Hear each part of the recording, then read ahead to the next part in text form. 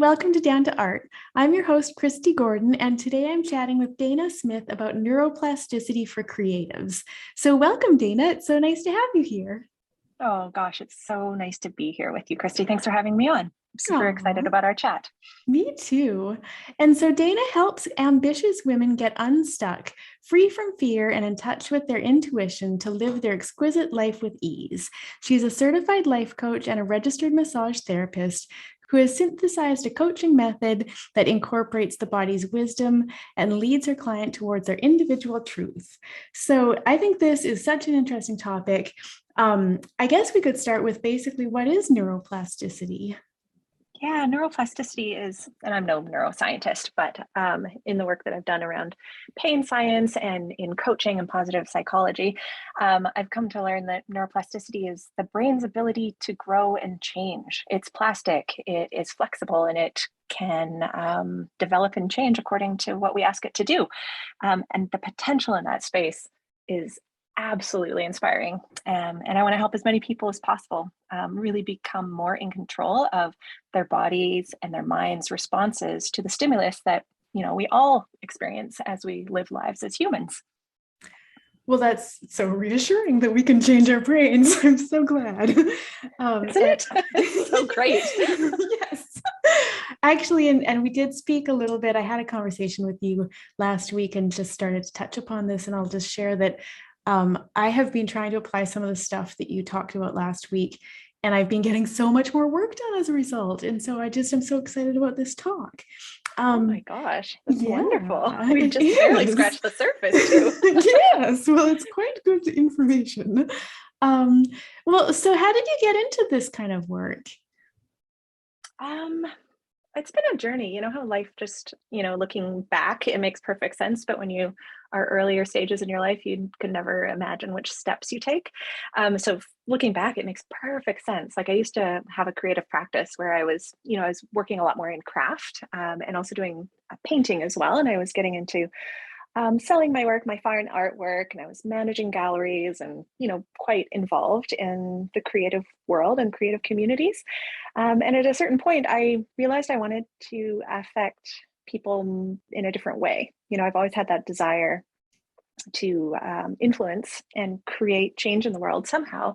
And I realized that I wanted to affect people through their bodies, not just through the impact that my artwork was doing. So I took a big fat hiatus from creative work and I studied as a massage therapist. And so that was a rigorous, challenging program, which I just devoured because I was so ready for deep learning and, formal education.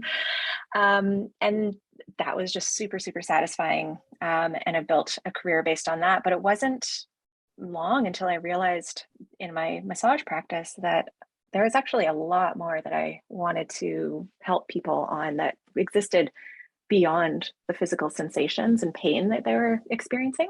I was starting to notice how an emotional state of a person could affect their perception of pain or discomfort in the body, or vice versa. So, in that space of trying to understand the body's connection to the mind and also the spirit, I was like, that's where I want to go. So, I fortunately had somebody just point out, hey, Dana, do you know what coaching is? Because I think you'd be really good at it.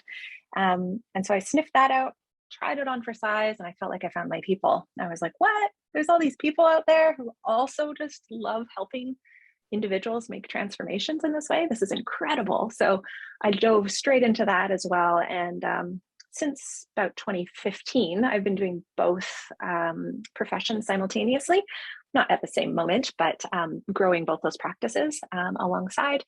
And I do feel like they both inform each other, even though they don't necessarily happen in the same moments. so, so there's my long, short answer.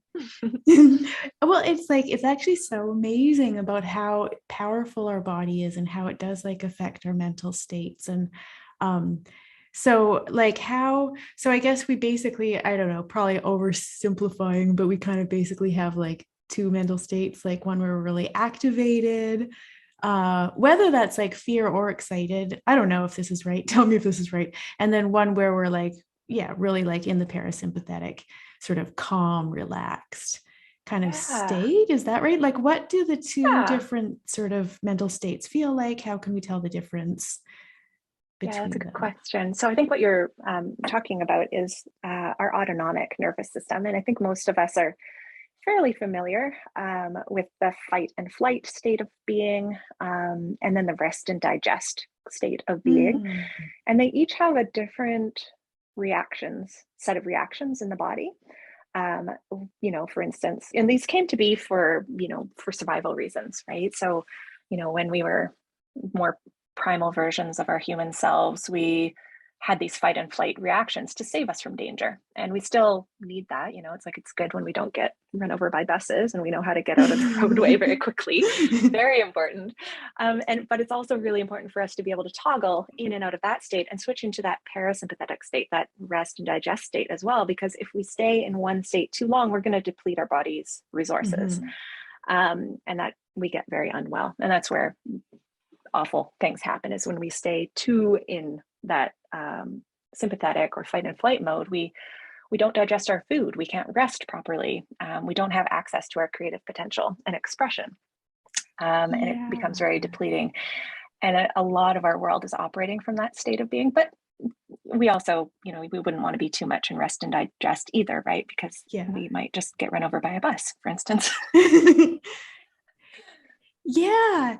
Um, yeah, I guess I've heard that like different people have different levels of like stimulus that they need and things like Mm-hmm. that. And so I totally hear you about like we need a bit of a balance and stuff, but I can also tell in my own life that like when I get overactivated, not only does it like mess with my creative process, but I also start making bad decisions in my life, like I'm just like in that like trying to fix everything kind of stage. And that's just not the state where all the good stuff kind of happens, where everything's just in the flow. And I'm Mm-hmm. like kind of plugged into like, I don't know what my intuition's telling me about how to best, I don't know, seize certain opportunities or whatever the case may be or whatever. Absolutely. Yeah. What kind of applications do you find for the artists that you work with in this work? Yeah, artists are very complex humans. I think most creatives can relate to that. I think most artists and creatives have this deep desire to produce their work and express whatever it is that they need to express through their work. And so it's this internal pressure, this internal ambition to do something with this. It's like this creative muse comes in and it has to burst forth through whatever medium people are working with. And that can sometimes become such a heavy burden for the artist, especially if they aren't feeling like they're in that state of being where, like you described, you're in flow and everything's, naturally leading one thing to the other. It's exciting and creative and fun and playful, maybe. But when we get stuck in that other state of being, that sympathetic state where it's like we're very hyper judgmental of ourselves. We are very critical or comparing ourselves to other people. It just dries up the creative flow and it doesn't give us a lot of room for that breathing and space and spaciousness that's required for creative practice. Um, and I do find that a lot of folks who come to me who are ready to get out of that state of being and back into flow, back closer to themselves, being able to trust themselves, know that it's all going to work out, that that their best creative work is going to come from a calm body, but they don't know how to get there, right? So that's where working with somebody in kind of a facilitated process can be really helpful, because you get stuck in these neural loops, right? So it's Mhm. sometimes you can relate to that. Hey, so you're like, okay, I know I have a bad thought train that I'm on, but I don't know how to get off this train. Like, Yeah. I have an idea of what that should be, should in quotations, because that's always a marker when we're shoulding ourselves that, Yeah. that there's probably some Totally. like self-sabotaging narratives playing a role. But we don't know how to get out. So and that's when it's really helpful to get some outside help to help you chart a new pathway, a new neural pathway, where you kind of are able to drop into that parasympathetic state, where it's self-propelling and nourishing and calming, so your nervous system can calm down. And like you said, you can make better decisions, be that what color do I add next into this painting, or something even more big Totally. in the world. Yeah. Yeah, totally. Well, so then what are some of the ways that you like calm the mind and calm, the body and everything like that? What are some of your techniques? Yeah, it's so simple, actually. It's so simple that it's easy to overlook. It's like, Everything so, that's really true is like that. isn't that the truth? It's like, it's so simple, it must be very effective. so, so the exercise, most of my people need to come back to their body. That's why they come to me. And you can see where this makes a nice link into the massage therapy work that I do, which is completely leading people back into their bodies. But it's just coming into your senses. I've likened a lot to, mindfulness meditation, but it doesn't have to be a sit on your cushion and block out the world and, set on your little timer for 25 minutes at night when the world is quiet and you have this designated space and time to do your meditative practice. Like, you can already see how that creates barriers for people, right? Yeah. It just feels like too hard. Yeah, totally. It could be as simple as, why don't we just take a breath and feel the texture of the breath on my upper lip when I breathe through my nose? That's And a when you good do one. that for just 10 seconds of acute awareness, specifically on the texture of your breath over your top lip, what you've done is you shift neural tracks from that, fight and flight state of mind to that rest and digest state of mind. And it only has to be 10 seconds. And this is what's very cool and makes it very accessible, is that you do simple exercises, just playing with your senses like this. It could simply be rubbing your fingertips together. And that's all you're doing. You're not thinking. You're not feeling too many senses at once. All you're doing is just touching your two fingertips together as light as possible and just keeping your attention on that sensation. And you've shifted right into that track of being again. So the beauty of this is that at 10 seconds a time, of course you can go longer, but if you just set the bar low and say, you know what, throughout the day and all these different circumstances, I'm going to drop into my senses and feel or see or smell or hear with such sensitivity.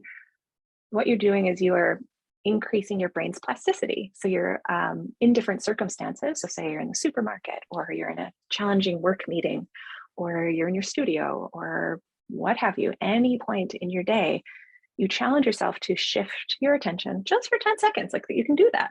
It's not a very big commitment. Yeah. You can shift your attention for 10 seconds at a time. And the more times you take yourself to that place in different environments, it's almost like you're cross training your brain, right? It's not like, oh, I go to the gym and I do the exact same exercises every day. What you're doing is you are doing different exercises in different environments so that, you have ultimate fitness, right? Does that make Yeah. sense the way I described Yeah. that, Kristy? Yeah. And it's like actually amazing. Like it really, it is like really simple, but it does like really work. So yeah, this is like the kind of thing that I've been doing this week since we like last spoke. And um, yeah, I just have found like even with the paintings that I'm working on, and I was getting like kind of stuck with some of them, just like not quite knowing what to do. But eventually, I don't know, I just like calmed down enough that I would like do a whole bunch on them. And then they get to a point where they look pretty good. And then it's like fun to work on them, but when they're in that like middle phase, it like starts to get hard. And so it's, and I also actually started even just like when I really take this information to heart and realize that if I calm the body, the mind gets calmer. I like, this is kind of silly, but it really worked for me. I did like a little YouTube search for like spa music and I like put that on and just making it like everything that like helped me be more calm. And it's like really, yeah, it's been really like kind of interesting how much it just keeps me at the easel. Like, so yeah, I can see that like the work you do. And we were talking when we talked last time too about how this is like really useful for people who are like maybe working through creative block too. Do you have any experience helping people through creative block with these types of techniques? Yeah, a little bit. Yeah, yeah, absolutely. So any type of block, honestly, and True, that's true. usually Yeah. who comes to coaching because they're feeling like the Hmm. people aren't where they want to be, right? And they don't know how to get out of that state. So yes, this absolutely applies to creative block also. And of course, I think most of us can relate to that feeling of being stuck and trapped in a state of being Yeah. that you don't want to be, right? And Yeah. the pain of that is just Oh, totally. unbearable, Yeah, totally. right? And like not knowing how to get past, like it just almost perpetuates itself. You get more and more Yeah, frustrated. Yeah. exactly. And so when you get more frustrated, you give yourself more fodder, more Yeah, fuel for totally. this fire Totally. of negative mindset, right? So it's like you just continue to deepen that neural path that is reinforcing negative mindset, right? So it's like, Hmm. oh, I'm stuck. So therefore, I'm never going to be successful in my career. I have to work as a creative. It's my job to produce work. I have to. And if I can't produce work, then I'm a complete failure. And Yeah. it's like, and by next week, I'll be sleeping under the bridge. And, Totally. I should just throw in the towel It gets now. worse and worse. Yeah, and I totally. and I think most of us can relate to that catastrophizing that we do. And it's Yep. like, it's not true, right? Like none of that is true, but somewhere along the line we start to believe those lies that we're not good enough, that we're not worthy of what we do, that we'll always be in this pain feeling that we're having right now. And that's not true. That is absolutely not true, but we forget that we have a choice, right? So what I love is helping people back off a little bit from the pressure of that toxic inner dialogue that happens, because you can't, Yeah. it's like so loud and so tight, Yeah. um, that there's nowhere to room, like no room to breathe and nowhere to gain perspective. So what we do is when we're working together is we find ways to create calm in the body, create a little bit of space between all the cacophony of voices that we hear, all those awful, awful narratives. Some of them are lovely, but some of them are awful. And a good Yeah. sign for when it's not a helpful narrative is how your body feels, right? So if your body feels Mm. tense, tight, restricted, suffocating, dry, dull, vacuous, like hard, it's like those are all really difficult states Yeah. to work with, right? So if you can start to recognize how your body feels, start to recognize the types of thoughts that you're having when you're getting those body sensations, you begin to increase your perspective and you're able to go, oh, I see that now. I'm starting to feel that thunder rolling over the hills where, my neck pain really starts to bother me. Oh, yeah, that's because I'm like frowning right now because I'm frustrated at this stage of my creative process and where I'm at in this painting. What happens if I just soften my shoulders a little bit? What happens if I step back from the work that I'm doing so that I can take a step back in my mind? Yeah. Right? Yeah, So totally. our bodies and our minds do work together to create our reality as humans, right? So Yeah. finding a way to dance between those body sensations, the types of thoughts that we're having, and just backing off a little so that you can make a choice about it and go, oh, I see what's happening right now. I could believe, all that toxic stuff I'm telling myself that I'm going to be a failure forever. Or I could maybe believe something else. Maybe I don't know what that is right now, but maybe I'll open up a little bit of space for that possibility. And that's Yeah. where magic happens. That's where the change can occur. That's how we start to evolve into our next versions of ourselves. And Yeah. you can kind of see I how love that it. helps you get out of stuckness a little bit, right? Yeah, and we're like one thing I really love about this and the way you're like talking about it too. Like last time we talked, one of my thoughts was like, but I do believe in feeling my feelings and not just like sometimes I, was talking to you about how sometimes it's beneficial for me to just like cry a bunch and let it all out or whatever. But you're not saying that it's like all positive thinking and that you sort of like shove everything under a rock or whatever. Because even with this whole, the times where we need to like kind of really grieve something or whatever, that's actually, you pointed out, like holding space in a compassionate way for yourself, and like that can actually have the experience of softness around it. And do you want to talk a bit about that too, because I thought that was such an interesting point and I that really spoke to me too. Yeah. Yeah. There's so much to say in this space. It was a great prompt. Um, so just imagine, let's just do an experiment because we're using this analogy of like having two neural tracks, right? We're playing with that. So imagine you're experiencing great grief, right? So maybe you've had something like that happen where, it consumes you for a time. And no matter what you do, no matter how you think about it, you're in that state of grief and loss, right? And there's nothing you can do to change that. You're just in it, right? That's part of the human experience. So in an oversimplified way, and the way we're looking at it in this conversation, if you showed up for yourself in that space and it's like, you are still sad. Why are you still sad? You should be over this by now. You've given yourself enough time to be moving through this grief and this loss, and you really should be somewhere else, because you know what? You have that series of paintings that, is going up into an exhibition soon, and you really ought to get your ducks in a row. You know what? You're going to become a failure. You're going to be an embarrassment to your creative colleagues that you work with, et cetera, et cetera, et cetera.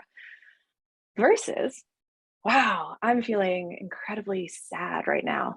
Like, this is really real for me. And you know what? I believe that I can hold this sadness and this grief, and I can still be an excellent person and an excellent artist and show up in all the different ways that I know how to show up while still being sad. Yeah.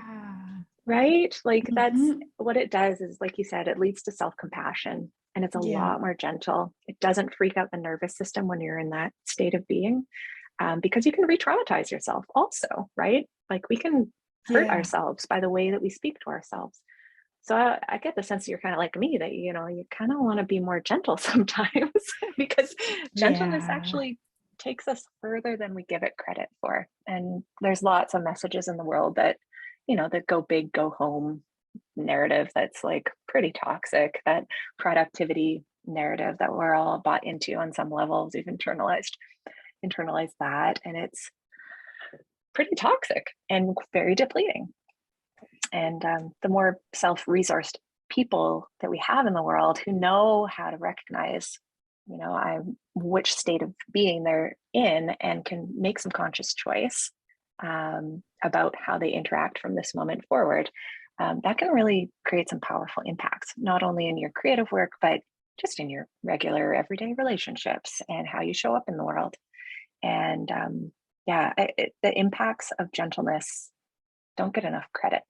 Big, Yeah. yeah, Yeah, I love that, how it is like still gentle. It may feel like quote unquote negative or whatever, but like it's really still part of the like gentle, like softness or whatever that you're describing. It's really interesting. So how has this practice helped you with your creative practice and your business endeavors? Do you have any examples? I know you do art yourself. I do. I do, in a just for myself sort of way, which has been That's very awesome. cool, Yep. to come back to that way. Like, and I've really shown up in as my wise inner self, in my creative practice. And if I hadn't done this Yeah. work myself, I would still, and that was part of the reason why I stopped doing my creative work, is because I realized how awful I was being to myself. I was so mean, Mm, so mean. yeah, yeah, And that really gets in the way. I see that with students sometimes, like, and a lot of the time, the student who's actually quite good will be the one who's like crying in the bathroom, like they're so hard on themselves. And then someone who else who maybe isn't even like, maybe doesn't even have the same skills as the person who's crying in the bathroom, they might think that they're doing pretty good. And then they get better faster too, because they don't block themselves with all the like negative thoughts. Nice. I'm so glad you've seen that. Well, I'm Quite sorry a for the few people times. experiencing Yeah, that me pain, too. but I know. It's really hard. oh, it's Yeah. so hard to see. But you pinpointed something totally, totally relevant. Like, just Yeah. be nice to yourself, because we'll get there faster wherever there is. Totally. Yeah, yeah, yeah. And then to keep reminding ourselves that that's not like the goal anyways. Yeah. Um, So my creative practice is just about permission right now. I'm giving myself permission yeah. to not be attached to Yep. any outcome. Oh, I'm it's just like like, the oh, best way neat. to do it. Yeah. Let's see what happens next. It's like, oh, well, that didn't work. Or maybe it did. I don't know. I don't care. Just keep going. Yeah. Oh, that's like the best. I also do that actually. And it's really good. What have you Um, found the benefits to be? I'm so curious. what's that? What have been the benefits for you to give yourself that big fat permission slip? Well, that's when my work started to get more intuitive, more complex, like more imaginative. Like I had to really totally kind of let go a little bit so that I could actually just try whatever kind of intuitive, like weird thing I sort of felt curious about. And Mhm. like a lot of the time that it starts out looking like little scribbles, like, but I just have to be like, whatever, I'll probably figure that out eventually. Yeah. Because we figure it out eventually, whether or not we are true to ourselves in the process, Yeah, right? exactly. And sometimes it takes like a really long time. And after a while, I'm like, I'm not sure if I am going to figure this out. But, anyways, yeah. Yeah. And that's where the choice point is too, just to reinforce is like, well, we're going to get to wherever we're going to get to. And the Yeah. choice is how we treat ourselves on the way. Yeah, for sure. Yeah, totally. And so yeah, this has been so interesting. So you run a program, um, that where you help creatives sort of move out of some of their limiting mindsets and things like that. Can you tell us a little bit about that and where people can find you if they want to check that out? Absolutely. My website is Dana Smith Wellness. If you just Googled that, And I'll you'll include find me. that link in the notes as well. Yeah. So I typically work with people.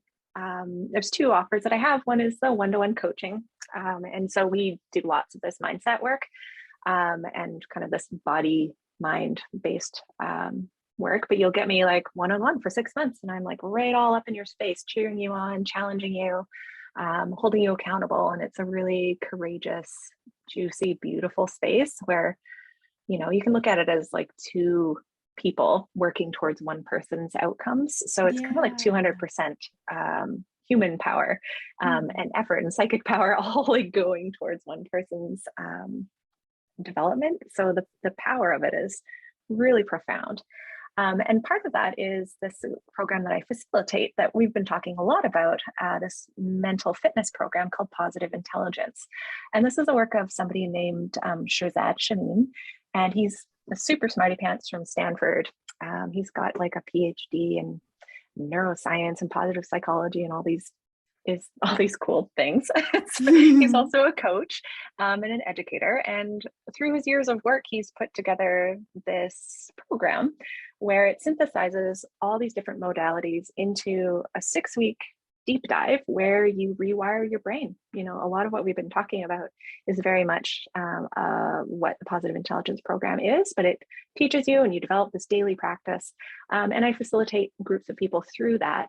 And it's like a very profound, fast way to improve your quality of living. You can apply it to absolutely anything. I love working with creatives because I really honestly believe that our very troubled world needs a lot more beauty and a lot more expression to help us process all of the hard stuff that we're living through. So I'm a very, very big believer in supporting the artists of the world to help us really visualize and see what our new world is going to become. I see artists, activists, and creators are the visionaries of the new world. And so I want to support that. I believe that there's so much more for our world to become. And I see all of us creators as part of that. So, what if we could do it where we're in control of our brain's function, where we can be quieter with those negative mindsets and not perpetuating them by operating from that place, but we operate from a different place where we believe and trust and allow. And there's a lot of those other very powerful but quieter forces that we can train ourselves to create influence with. Yeah, so there's Yeah, the I positive love that. intelligence program, and then there's the coaching, and I do them both. Yeah, that was a long-winded way of saying how can you No, find but me? that's so beautiful. And I'll definitely include links so it's the one website and people can find out information about both on your website. I'll definitely include a link in the notes Absolutely, to and your website. thank you. I do have a newsletter that I send out every couple of weeks too, just musings on what I'm thinking about from kind of these perspectives that we've shared. Yeah, so those are the ways that you can link up. Perfect. So people can sign up for your e-newsletter as well. Well, this has been so interesting, Dana, and it's so good to talk to you. And just thank you so much for chatting with me today. So Oh, thanks so much for having me, Kristy. It's such a delight. I really believe in aw, you and your work as well. thank you. Well, I definitely hope to talk to you again soon. Talk to you soon. Thanks, Bye. Kristy. Bye. I hope you've enjoyed this episode of Down to Art, and if you're interested in any of my classes or seeing my paintings, you can check out my work at kristygordon.com or look at the online classes I have at kristygordoncourses.com, where you can learn about my online art mentoring program as well as the different streamed online classes that I have. If you've never taken any of my classes, I would suggest you start with the self-portrait class. So thank you for joining us today.